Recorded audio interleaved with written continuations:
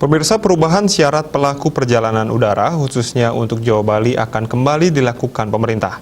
Hal ini diungkapkan Menteri Koordinator Pembangunan Manusia dan Kebudayaan Muhadjir Effendi dalam keterangan virtual dipantau di kanal YouTube Sekretariat Presiden.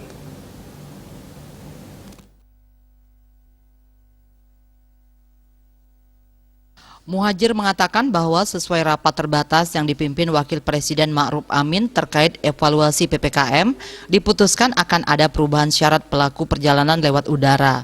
Perjalanan udara tidak lagi mengharuskan menggunakan tes PCR, tapi cukup menggunakan antigen. Sama dengan yang sudah diberlakukan untuk wilayah luar Jawa, non-Bali, sesuai usulan dari Mendagri. Dalam kesempatan itu, ia juga mengatakan walau penurunan kasus COVID-19 sudah bagus, tapi tetap harus waspada. Disebutkannya juga vaksinasi akan dipercepat dengan target Desember 2021 untuk dosis 2 di atas 60%. Prokes dijaga untuk mencegah penularan, deteksi perjalanan luar negeri dan dalam negeri. Ditambahkannya PPKM harus dideteksi lengkap dan sebisa mungkin dihindari penyekatan.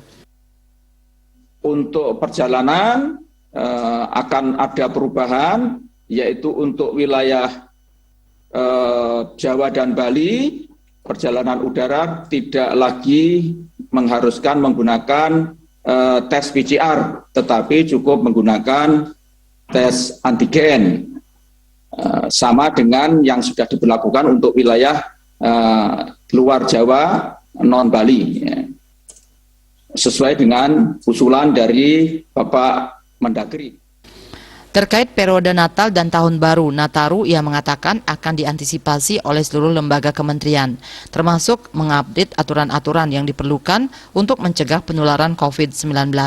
Aturan tersebut mengenai pergerakan orang, lokasi wisata, pertokoan, tempat peribadatan, dan lain-lainnya.